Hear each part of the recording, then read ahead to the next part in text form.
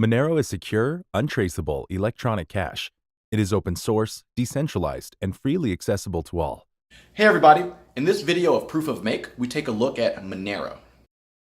Monero is a blockchain and a cryptocurrency that's commonly known for its privacy features. And when I say privacy here, I mean you, by default, can't even see your incoming transaction. Yeah, you can't even see your stuff. So it's really private. I mean, when it comes to people who might be doing nefarious things, this would be the blockchain of choice. I mean, I've pretty much never seen anything as private as Monero. I mean, it is wild. So in this video, I sit down with our CTO Ty and take a look. All right.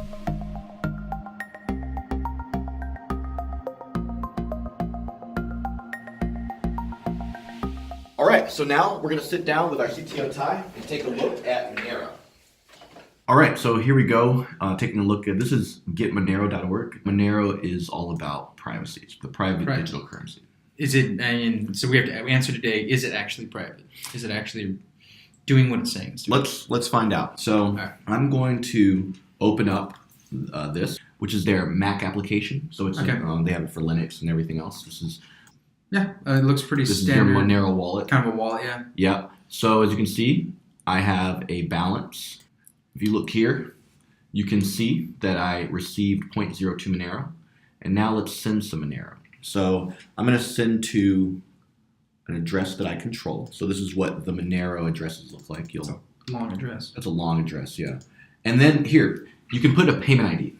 So a payment ID is optional, and it's 16 or 64 hexadecimal characters. Okay. And this is like, for example, when you're sending money to an exchange. Because the only way that they'll be able to know the money came from you is if you put an identifier with your payment. Whoa. Okay. So for example, if I don't do that, all right. So I have to click my account, click all, and then I click send.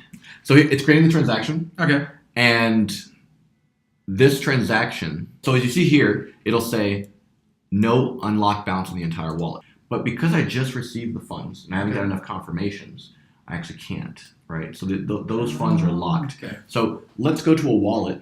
So let me show you another way to access your account. There's a website called My Monero, all right. And so you can create an account this simply. So it's kind of like My Ether Wallet, whereby it just does client side. It's all open source. It just creates a private key for you, and so you have to remember this 12 word phrase, and then you copy it, and then it logs you in. Right. So I can just log in. I can just paste in my key. So I'm going to paste in a key that has been around for a bit. So I clicked enter account. And as you can see here, I can see a transaction history. But the only reason I can see this transaction history is because I have a thing called a view key.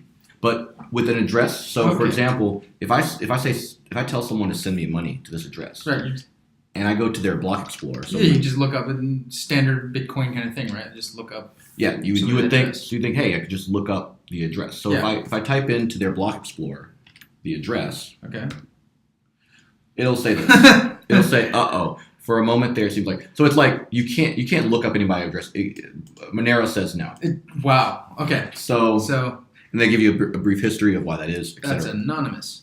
So if you look up someone by that, it won't work. Now, here's the thing. I sent some money previously, and I attached a payment ID to it. Okay. So because I attached a payment ID to it, then it can be looked up.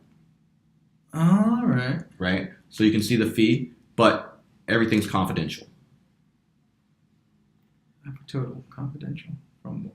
Right? Wow. So you can look it up to see that the funds are that things happened, but you can't see much about it. But that's it. And that's what the transactions look like. So if you look on the block explorer, you'll notice here, so there's a confirmation every 3 to 5 minutes, but it looks like, every about 3 minutes, so 2 minutes, every 2 to 3, 4 minutes, you get a confirmation, or you get a new block. And, it's, 6 transactions, 7 transactions, and you can click on the transactions, and a lot of these, some of them are not completely confidential, but you can see up here that the amount was the total amount that was transferred, about $300. So that's how this works, right? That's how the block explorer works. All right. And so it's just it. You create transactions, you send them. It's really simple, but you just can't with the block explorer see actually what's going on at all. Right. You can just see that you have funds. So for example, even if, so as you saw, someone has my address, they can't see my balance. If I want to see my balance, I have to go. So you go to account, and then you can click on account details, and then it has a view key.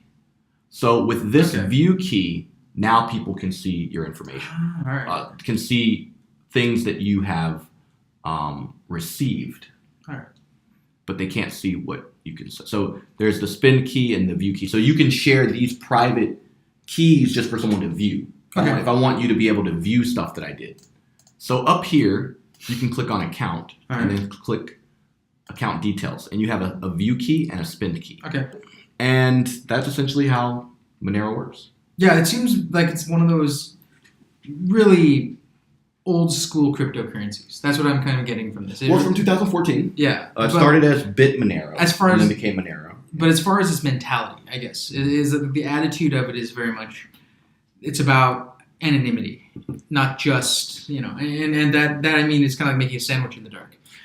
So even for doing your own stuff, it can be a bit of a hassle. But if you really need to be anonymous for whatever reason, I mean, privacy is a thing. So that's a look at Monero. Yeah, that's Monero.